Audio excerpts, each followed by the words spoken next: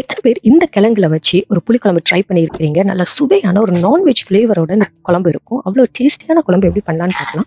இதுக்கு கருணக்கிழங்கு வந்து ஃபர்ஸ்ட் ஒரு 4 to 5 விசில்ஸ் குக் பண்ணிக்கிடலாம். இன்னொரு சைடில் பார்த்தீங்கன்னா மிக்சியில் ஒரு ஒரு கிழங்குக்கு நீங்கள் வந்து 3 வத்தலை எடுத்துக்கோங்க. அதுபடி நீங்கள் எத்தனை கிழங்கு எடுக்கிறீங்களோ எடுத்துக்கோங்க.